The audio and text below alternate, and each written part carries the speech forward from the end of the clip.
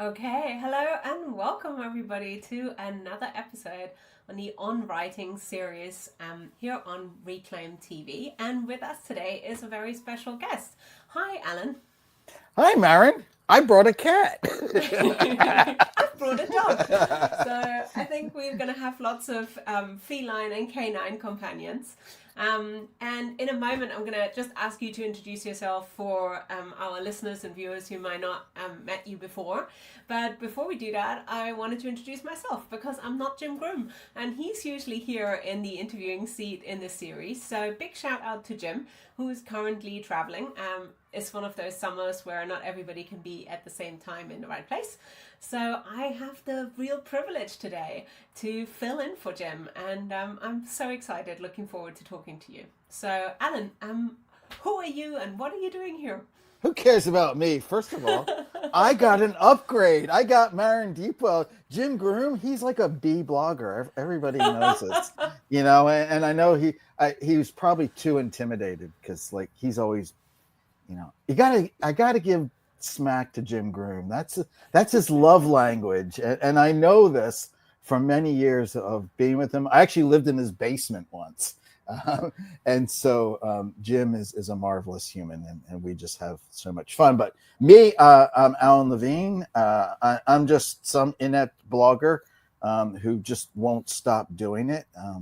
And I love it. It's the center of what I like to be doing. And I will talk more about that. But I've been an instructional technologist. Now I sound like those people when you're starting your career, and there's like the people who talk about doing stuff for 20 years, and it's like, oh my God.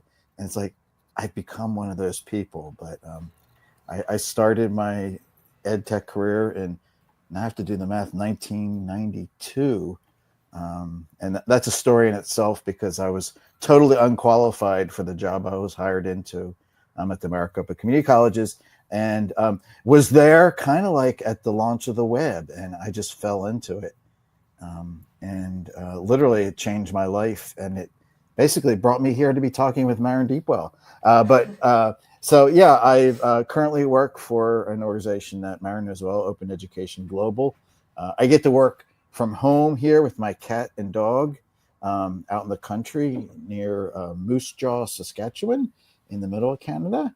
And I get to do, community building and just try to stir up a little bit of good trouble. And mainly, I just like to get people excited about using the web, and we'll talk about this maybe, like, it seems like everybody has like web dread these days, and it's like, oh, it's so bad, and things have gone corrupt, and everything is bad, bad, bad. And yeah, there's a lot of bad things, but there's so much like good stuff, and I see it every day, and it's out there. You just have to dig a little bit more for it. And I love dogs. well, absolutely, and I guess for those of us who've known you for some time, we also know that you don't just see good things; you also make a lot of good things happen, all across the web and across blogs. And when we had Kate Bowles on here recently to do an interview, your name came up several times because, like many of us, are fortunate enough that you comment on, on blogs and microblog, and you're really active across federated social media. So, I've always really been a big fan of the kind of walking the walk and making the web the web that we want it to be. And I guess that's what I'm hoping about to talk with you, your cat, and your dog about. Talk to the cat. Talk the cog dog's cat, okay? Absolutely. But just for I also want to talk a little bit about, how we make blogging into an open space, because not everybody blogs all the time, and sometimes it can feel a little bit like, it's like a sort of a vintage activity, like a retro activity. Nowadays, I think people don't blog as much maybe, or we don't perceive that we are all blogging as much as we used to, and commenting is definitely not a lost art maybe, but something that's becoming different nowadays. And I wanted to kind of kick us off by talking about the community of practice that we set up, because you obviously do a lot of community activities, a lot of community engagement. And I wanted to kind of start us off there, because I want to kind of start from the here and now and what we're doing to kind of keep building and making the web what we want it to be. And so I wanted to just kick us off by talking about the blogathon, which is coming up on November 4th. Mm-hmm. So I'm just going to recap very briefly and then see what you make of this, because I'm curious to hear your thoughts. So the community of practice, the Bloggers Anonymous that we launched in the early part of the year, is now about 6 months old. And, you know, it's having all sorts of nice little organic growth, and people are kind of engaging and doing different things. And one of the things we want to do is kind of incorporate lots of community activities into Reclaim Open in November. And part of that is the Blogathon Day, which is November 4th. And so the idea is that as part of the conference submissions, you can submit a literal blog post, and then that will be in the program. So one of the session types, if you like, for the conference is a blog post. And then we'll have a whole day, if we can make it, of basically blogging, commenting, reading, interacting, engaging, and hopefully chatting maybe on DS106 or something like that around it as well. So yeah, that's kind of what I'm excited about at the moment. What are your kind of thoughts on this? Oh, well, I love it, and it's brilliant. And I was kind of wondering how it worked, because I filled out a thing to do a blog post, and I wasn't sure if I had to write the blog post ahead of time. So I just wrote about what I thought I was going to write about. But I liked, the whole circle of having people kind of blog at the same time, and then have that set up so people are going to take some focused energy to not only do their writing, but to be going and visiting. And it's not like all the time, if we talk about how things were, like sometimes it sounds like old nostalgia, but it's still there, and I think it's very rich, and yeah, it's just there's too many more places, and the whole idea about community building, like I think I've been doing this my whole career, and I don't know how to do it, and I think it's a little bit of a misnomer, because you don't build anything, you just throw a bunch of things on the wall, you try, and you know this, and generally, like, oh my God, nobody's paying attention, nobody's commenting, and it's too easy to get wrapped up. And the thing that I found just works is honestly just staying with it, and not being serious and having fun. And so I believe, a lot in just not being all so serious. And, there are things to be serious about. Anyhow, I love the idea of kind of the mixture of the, writing and blogging and talking, and then mixing in some asynchronous activities. And so I look forward to what people do. And again, the whole idea, you don't compare your blog to anybody else's, just do your own stuff. And I think that's the hardest part, is figuring it out. Because now, like, that blogging is a thing. When I started, nobody knew what it was. So there was no precedent, and there wasn't any like bar. It's just like, you do whatever you want. And now it's like there's expectations that people go for. And, I look back, I get lost sometimes, because I genuinely forgot most of the things that I've written. And, I look back into like the early 2000s. It's like, was I doing any work? Because I was writing like 3 posts a day. But they were just the kind of stuff now that we do on social media. It's just like, this is cool, or wow, I wonder about this.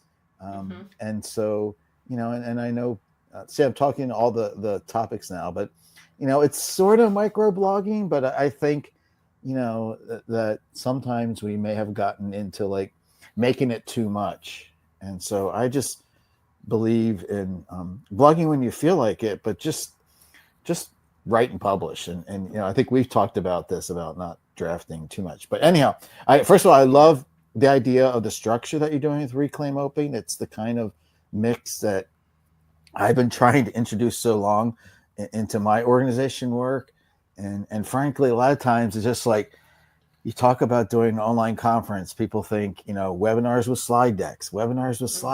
And it's like, oh my God, I was tired of that in 1992 with slide decks.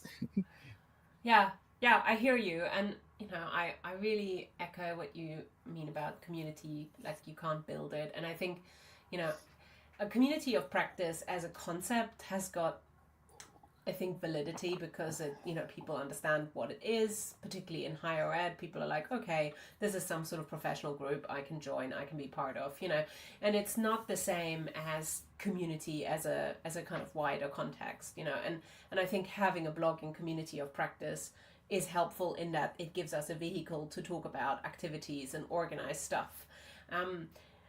But I want to get on to talking about that conference piece because I think you're right. Slide decks and video presentations or in-person presentations, like we've all been there. And one of the real joys of working with Jim and the team at Reclaim, is to be at the cutting edge of what's possible with conferencing, and also working in a team where everybody has such prolific digital skills that no one's daunted. Like, what, you want to set up a radio show tomorrow? Okay, let's do that. It'll take 5 minutes. There is no policy or procedure or risk assessment about that. We just try it out and see what happens. And I think that relates to the fun aspect, because I've been talking to a few bloggers in the making, like early career professionals who are like in their early 20s, and they're like, so how do you go about it? And I'm like, I'm not really thinking about it at all. I just do, and it's a practice, and I'm learning by doing it. And a lot of the time stuff comes out that is kind of, an unedited draft of, stream of consciousness stuff. And then sometimes there's a really good idea in it, and I'm like, and then I run with that. And I think a while ago, we had Joe Murphy and Tom Witherspoon in the community of practice. They ran a session in July, and I thought that was really inspiring because they were talking about just that, the sort of draft mindset, like having fun and just pressing publish or, post and just going for it and keep going for it. And I think nowadays, like you said, blogging has become more of a thing. Like it needs to be kind of a certain look, a certain quality, a certain voice, and I love their kind of ethos of just keeping it going and just doing it. Absolutely, and that was a great session. I hadn't heard Tom. His energy was great alone, and of course I've known Joe a long time. And I don't know. I guess I haven't really talked to any new bloggers to get, but so much with what we do seems wrapped up into like we're so much thinking about like who's going to read this and what's my reach going to be, and is it worth doing this if I don't get any feedback or acknowledgement? And I think we get too caught up in that expectations, and some of it is just because there's so much stuff going on. And so, when we got to know each other and through Jim, and then the other reason I got to know Kate was through someone else's blog. And, so you would kind of like find out who other people read and comment with, and you would go to their blog. And with Kate Bowles, like from her first post, I just adored her writing. Like it came through the way she wrote and expressed herself. And so that opened the doors to more things where we got to know each other. I visited her house for a weekend when I was in Australia, and we walked on the beach, and she came to, we were both at Mary Washington for an event. And so that mix of like a lot of people you will get to know only online, and you get to know them really well. But when it can bleed over into meeting them, it elevates everything, which is not the goal of it, but that kind of like unstructured mixing of how we connect, which most of my good connections came when there wasn't any place to go to make those connections. It all happened because of the things that we did, and it was unstructured and it was messy, and you didn't know what was going on everywhere.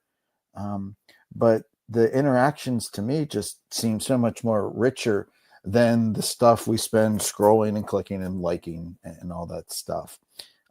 So And yeah, the stuff that you guys are doing at Reclaim, I'm jealous of that you get that work environment to just go with crazy ideas. I mean, that is the best thing.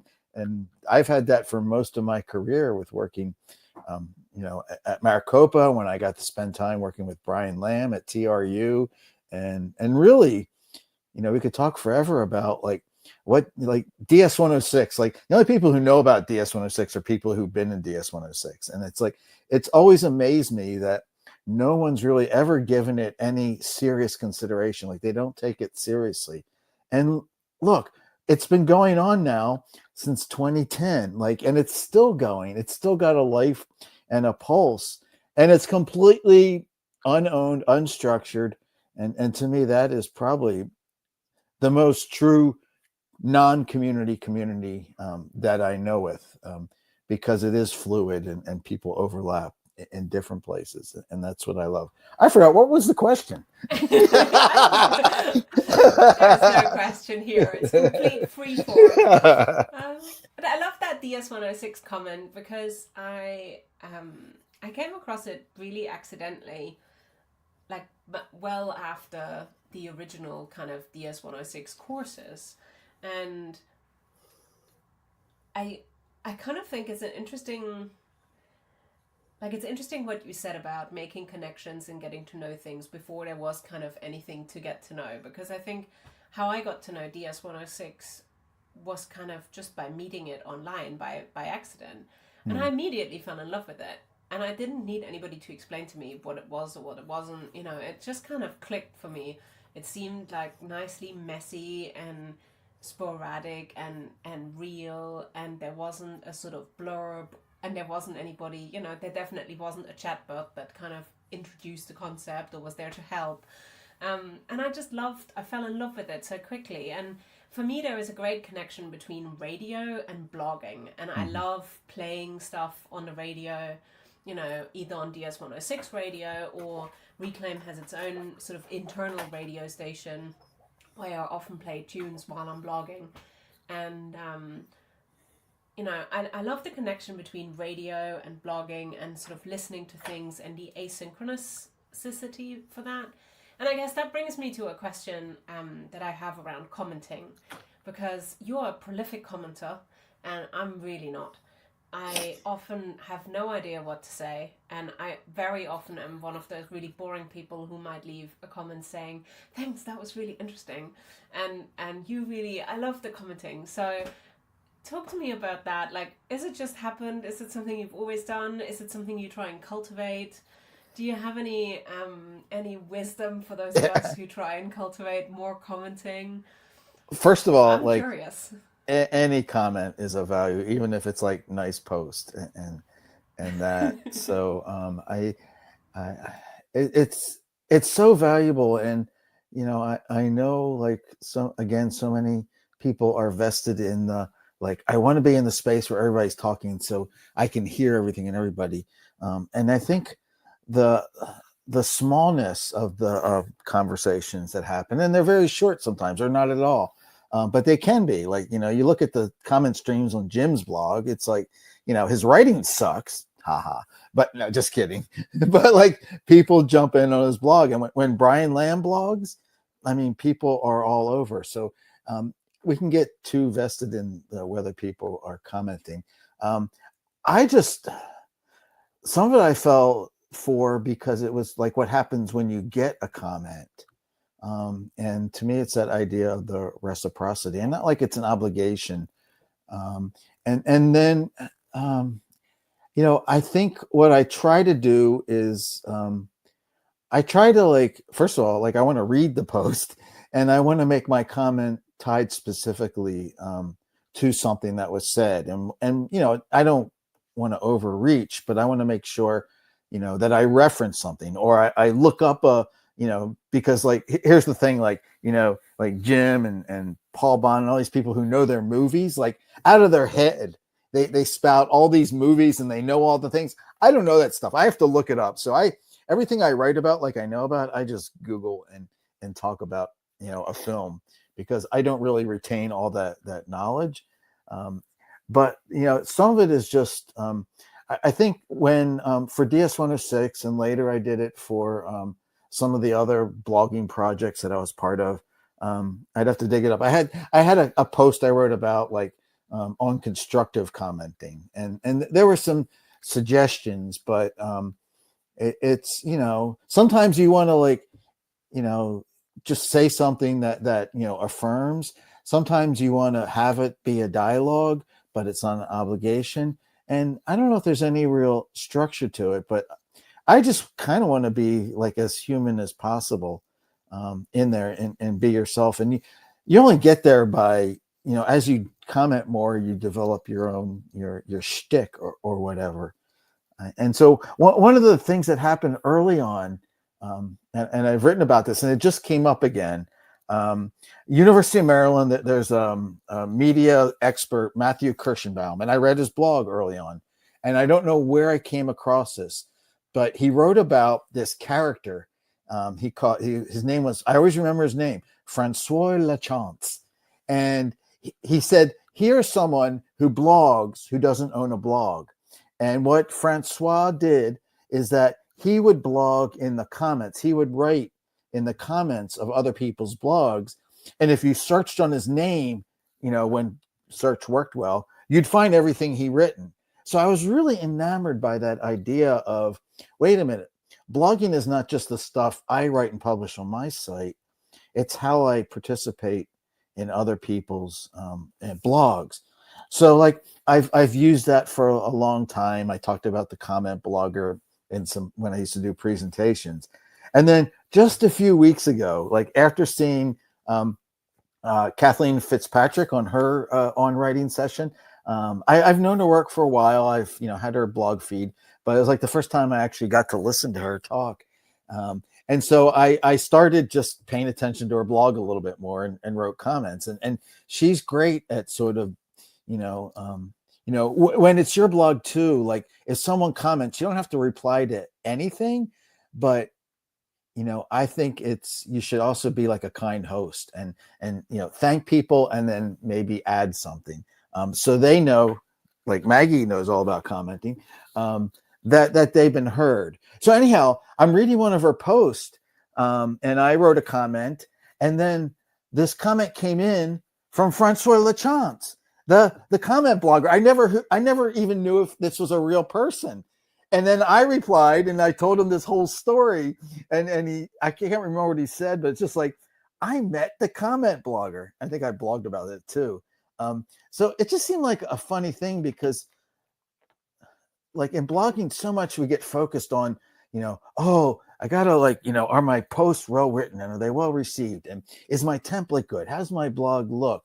And we think so much on our side of it, that I think the comments, and yeah, like a lot of people now, because of the mess of the internet, they don't have comments. Like, and I keep going to blogs I used to read who used to have comments. It's like, why can't I talk back to you?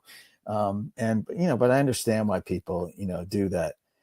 But yeah, I just think in some ways the comment conversations were just so much richer in quality and exchange. Like, I love like, I just commented on Martin's blog post this morning, because I just like teasing him, and he'll reply. And those to me are better sort of and more meaningful conversations than the banter that goes on in social media, where you're a little bit more performative or whatever. So I just think there's something really unique to the quality of the conversation in blog spaces. And yeah, it's a trickle.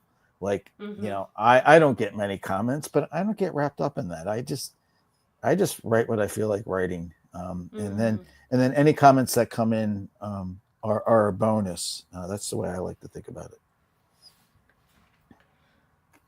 You just mentioned that you came across Kathleen's blog and you have her feed.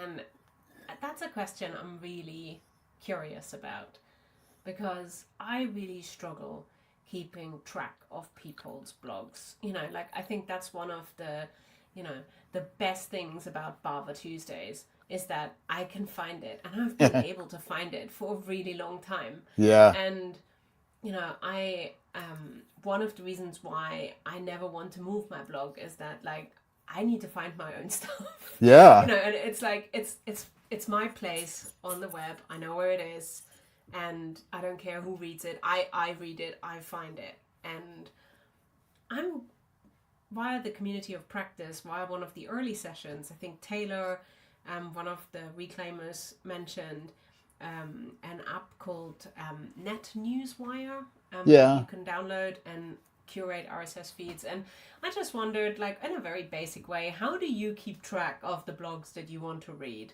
Is it all RSS? Oh yeah. How do you manage? Oh, like if you're not, I'm sorry. If I'm looking for my link because here, where's the chat? I'll just put it in here.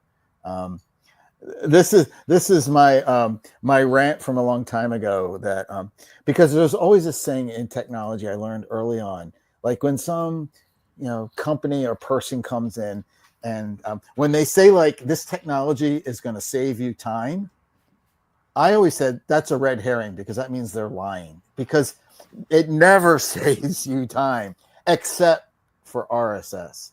That is the only one. So yeah, and it doesn't matter what feed, you can use Net Newswire, you can use Feedly.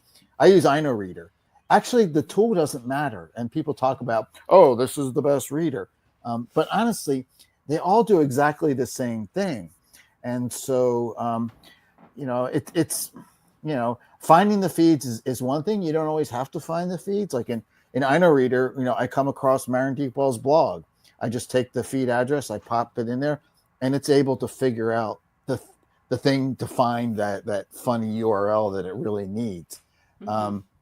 But like, first of all, RSS is like, if you think like, oh, I have to follow these blogs, I have to keep a list, I have to remember to go visit them. And it's just like, I'm never going to do that. Like, I'm never that organized. But what you get with the feed reader is, and what I do is I have within a feed reader, you can put them in folders, if you will.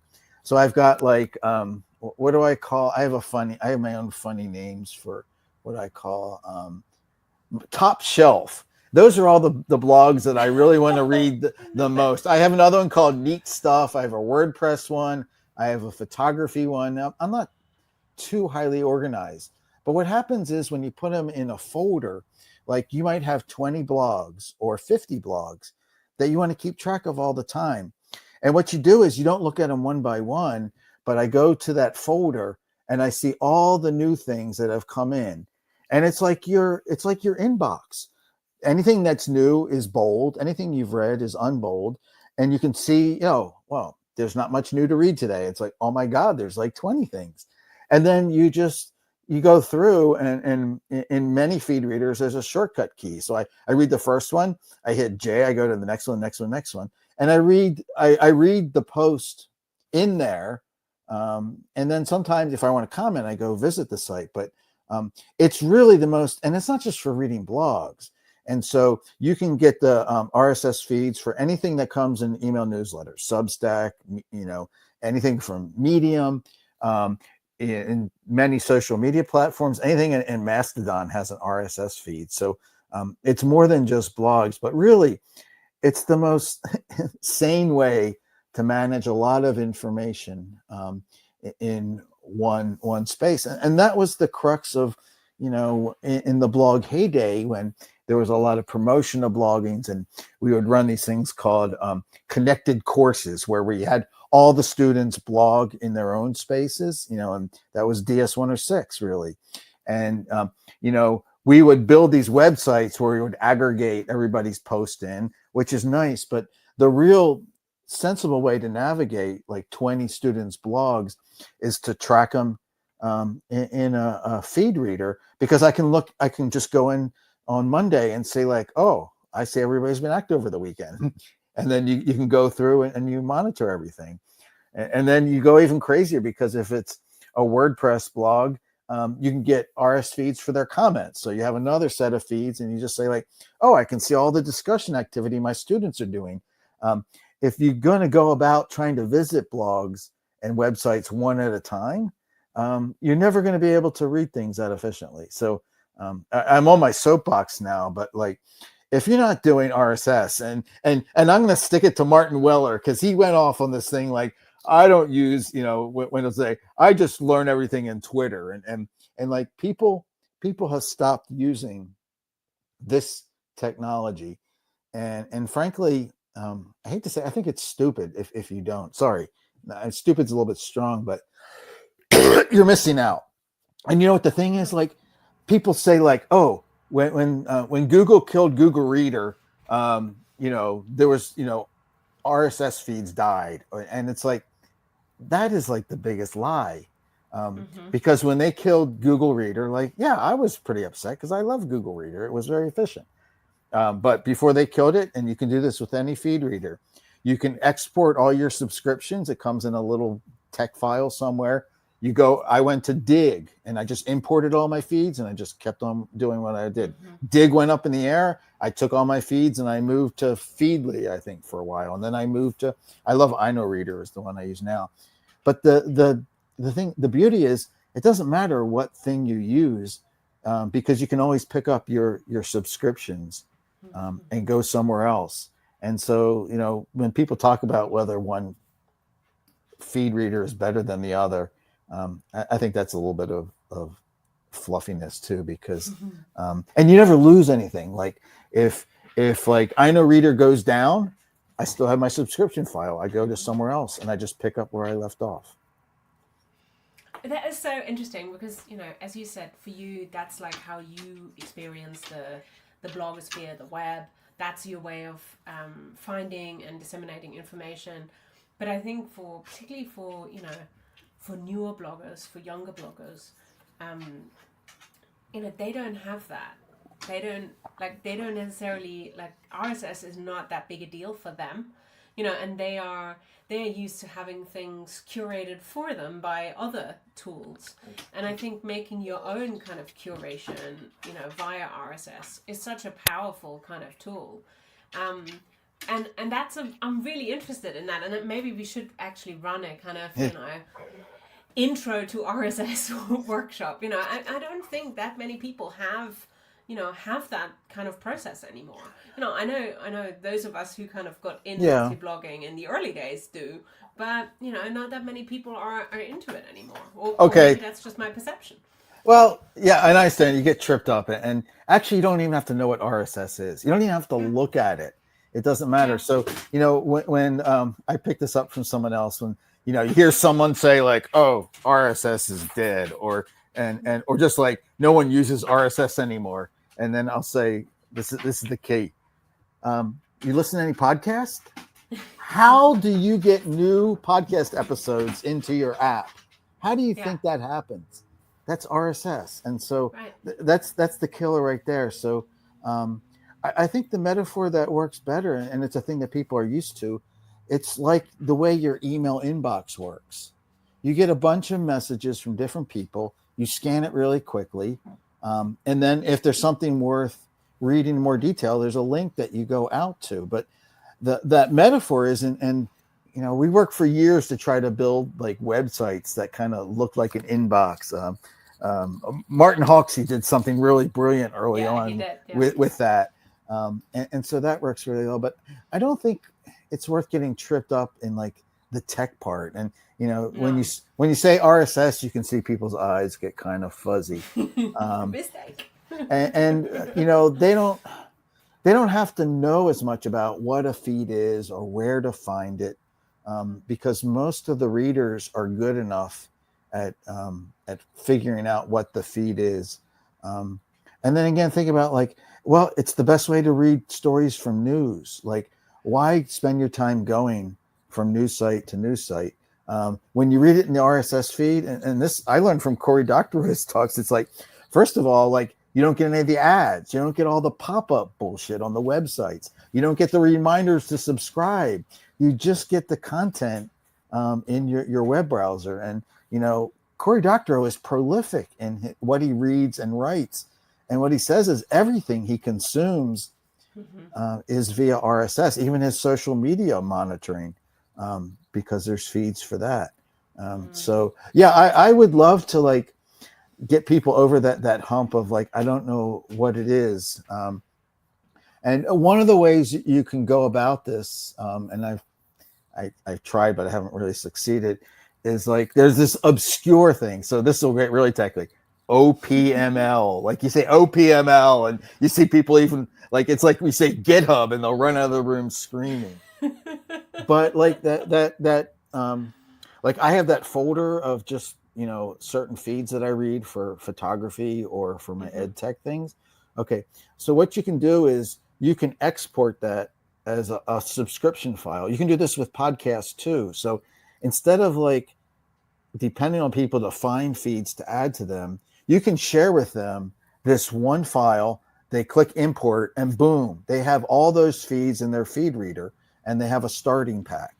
And then they can say like, oh, I don't like this feed, so they unsubscribe, or I want to add this other feed, and then they turn it into their own. But I always thought like the idea of doing those. In fact, I can't find the link really quick because like there's all this thing where we're trying to get people to build these websites that use feed WordPress to do the aggregation.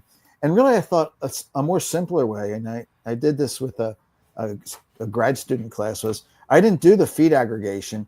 I created an OPML file for all the class blogs and had all the students set up a Feedly and got them using that as a way to read each other's blogs because I could give them the subscription to all the things. So, I've been trying to get some things going with like, we all want to find like good podcasts, right?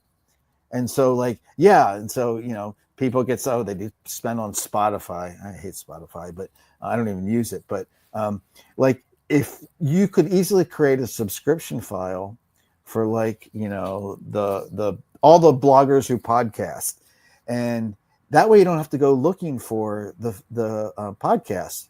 You get like a pack of 20, and then you start pruning. Oh, like Terry Green, he plays that same song every time. No, I love Terry. Jim Groom, like get rid of his podcast.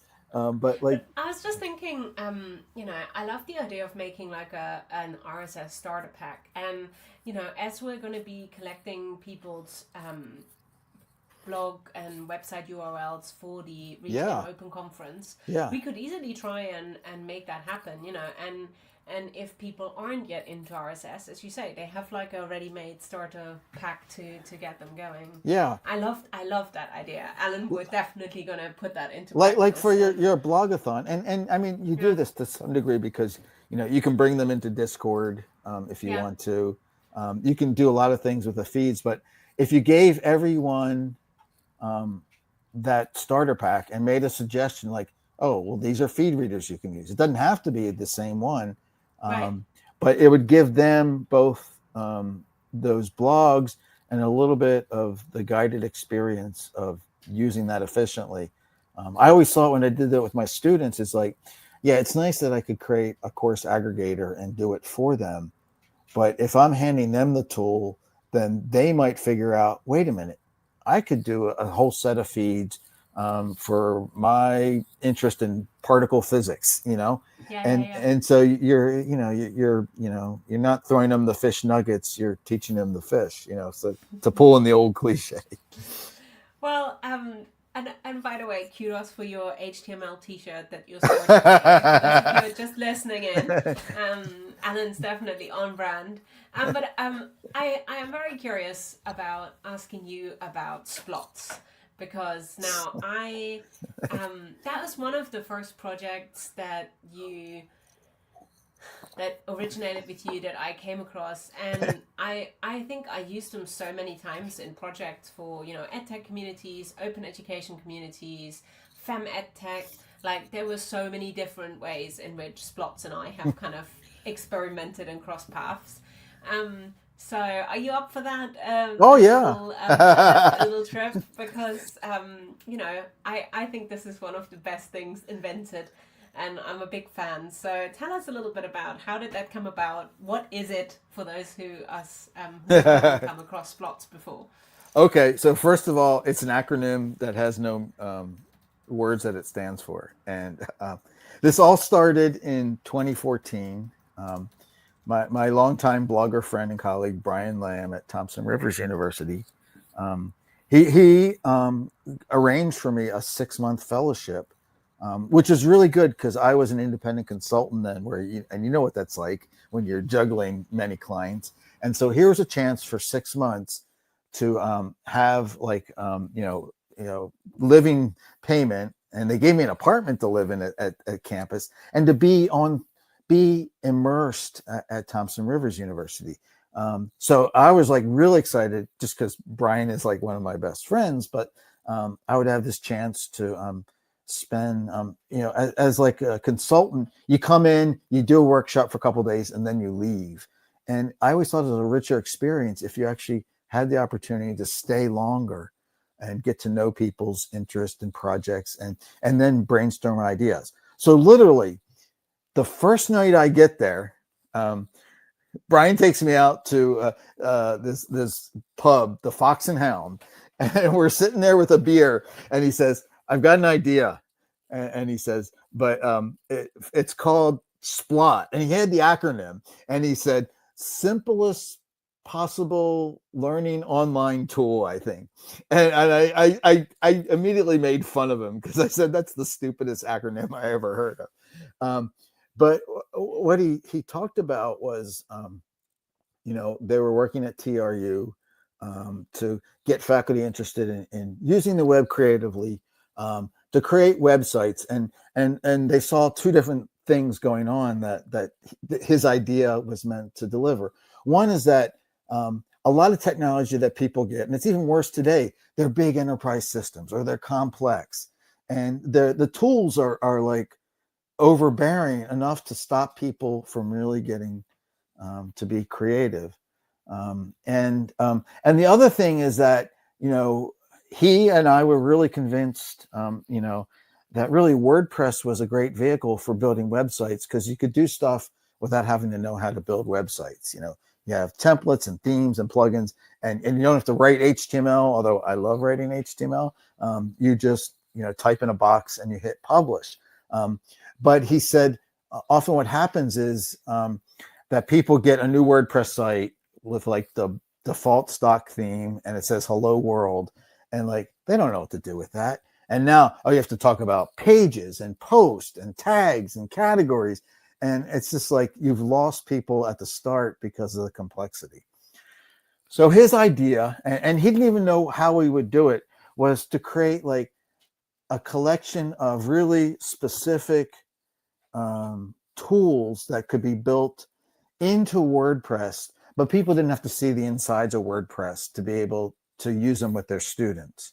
And so that was the birth of Splots. And I had the time there to really dive in and experiment and work. And so the first one was the TRU writer. They all have TRU in the names, which is really things to allow to set up a site where you can invite your students or the open community to basically write a post with like, a nice picture image, all the links and all the nice things that appear in a blog post, and publish it on a site where they don't have to see the insides of WordPress.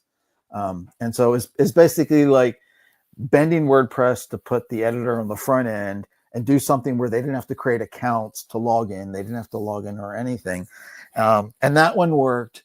And then I met Michelle, and I can't remember the other instructional designer. They were doing a copyright workshop and they were asking like, all right, you did that spot thing, Alan. Could you do something? We want people to like go out and find open license images and share them in a website. And that was the birth of TRU Collector, which is the one probably used the most, which allows people to go to a website, share an image, write something about it, and then have it go into this collector site. And then, the spots evolved from there. I just had so much fun with the ambiguous metaphor. The Splot.ca website kind of plays on Brian. It's got this little animation where the words, get randomly spell out Splot. In fact, I made that into a non-WordPress Splot where you can take any word. What's it called? It's called the permutator. So you take like Marin, and you put it in there, and it's, and then you create all the words that you want to draw from that begin with M and then A and then R and E, and it just does this little random effect. Yeah, spots were they were brilliant to work on, and they were very playful. And I devoted many years to sort of refining and improving them. I haven't really paid them much attention the last couple of years, but I'm really impressed that they still work. And so basically what a splot is, in WordPress, you have a theme, right? You go and you said, I want my WordPress to be powered by this theme, and it has all the structure. But you can create what is known as a child theme. So, you say like, oh, I really want to go with the Dingleberry theme. It does everything I want. But then the child theme allows a developer like me to add customizations that use the base of the parent theme for all the major functionality, but I change specific functionality in the child theme. So it kind of works all within the WordPress ecosystem. Still, that I have to admit, they're not the simplest thing to set up. You have to configure things. I'm not the best coder, and sometimes errors come up, and I try to fix them. But they're still going really strong, and I'm really impressed that people still out there. So I love the spots. Brian and I, we had a lot of fun with it.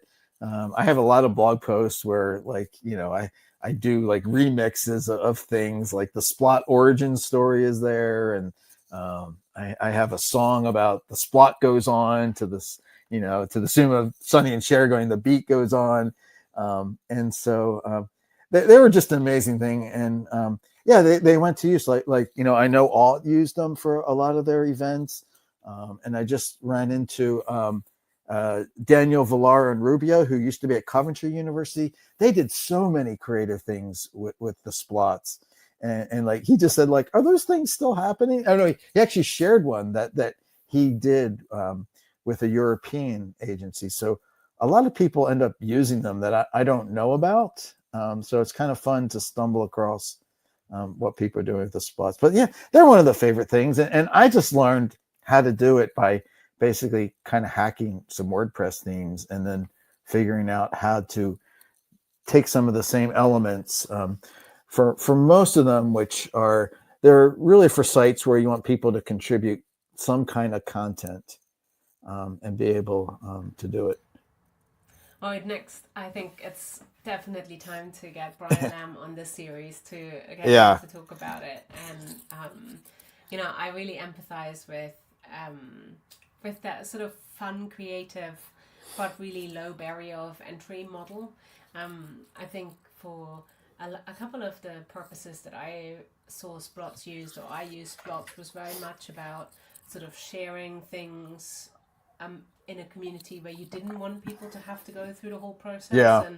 Yeah. I think that's one of the pieces that I find hard nowadays, is that a lot of institutional platforms are so locked down. I have like 5 different MS Teams accounts. They're all in conflict with each other. Exactly. And like lots of institutions who use systems like that, you're just like, you can't talk to each other at all.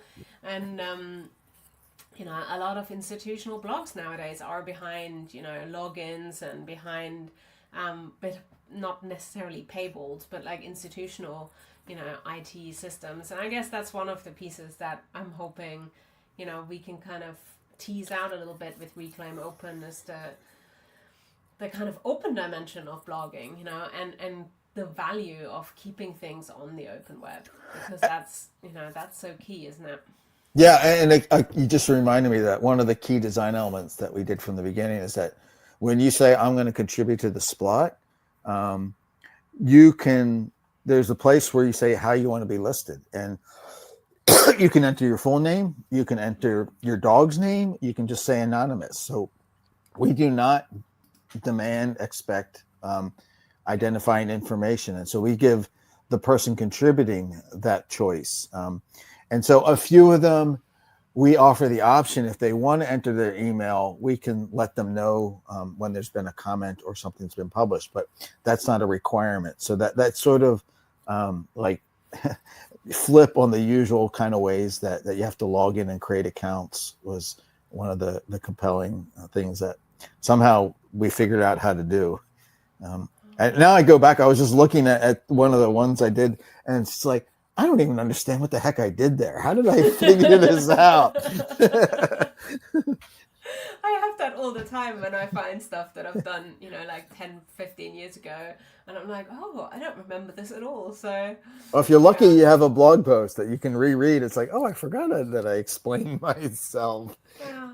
Um, Well, I used to be the like the webmaster for my mother's blog when she got into it, and she was, like so many of us who work in ed tech, we become family IT support, and it was interesting. She was a like an arts and crafts blogger. She's really into paper crafts, but she never really wrote much. But she had like many photos, and at the time, so this is quite a while ago, she used Blogger, and I was kind of the person who did the admin for it. yeah. And so she hasn't blogged in over a decade. My mum is in her like 80s now, and the other day she sent me a message, and she was like, "Oh, I need my blog to be online. I need to show it to someone. Like, can you do that now?" And like my mother texts in all caps, so it was urgent. Yeah.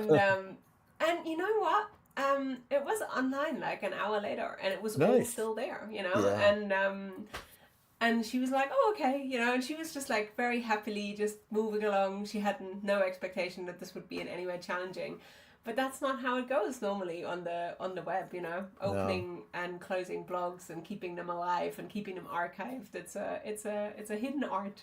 Well, and you're a good daughter, first of all, but also like that network too is a lot of times like I know easily if I ask Tom Woodward a question, he's going to answer, and not only that, he'll write a blog post and explain how to figure something out. So like that kind of part, and that was some of the DS-106 thing is to like not feel like, oh my God, I can't figure this out, so I'm just gonna like crawl into my hole and just like not do it or not figure it out. It's just that being okay to say like, okay, I'm an idiot, I don't know how to do this, can anybody help? And I think there's a lost art to like asking for help, because people are worried about looking like they don't know or they're not an expert.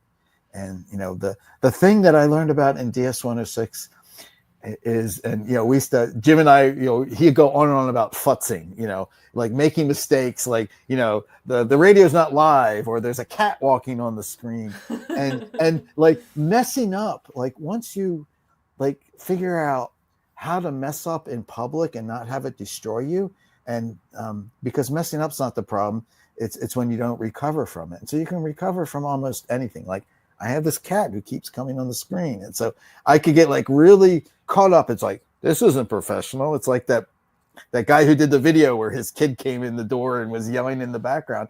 It's like, turn that into an opportunity. And so I think, and I say this a lot, like once you learn out how to make mistakes in public and mess up, it like relieves you of this burden of being perfect. And like, if you're not feeling like you have to be perfect, oh my God, it's so much easier. Well, I hear you. I feel you. I'm so with you there, and that's maybe a beautiful note to kind of draw our conversation to a close. It was so, for me, it was always inspiring to talk to you about the myriad of different things that you do, but I really hope that between now and November we'll be able to pin down some of these ideas and make them happen for our blogathon. And I'm really looking forward to getting stuck into that activity and that conference, in quotation marks, I suppose, because it's a lot more than that. So thank you so much for being with us today. I have so many things I would say, but wait a minute, what about this? What about this? But no, it's been great. We barely talked about blogging, which is good, because blogging about blogging. I think I sent you that link. I have like 60 posts that are blogging about blogging. It's the number one topic for bloggers. Well, I hope that we can get to talk some more, and also I think you're coming to do a community session as well for us this fall. Or I hope you will. Yeah. Maybe in the run up to the conference, and Also, hopefully Jim will be able to tune into the next one and get his band going with you. But for me, it was such a pleasure to talk to you Oh, today, thank Alan. you. Thank you so And much. yeah, and thank you. And Jim Groom, just keep at the blogging. Eventually you'll figure out how to do it. Well, on that note, big fan. Alan, thank you so much. And thank you, Jim, for letting me sit in today. And you've been watching On Writing.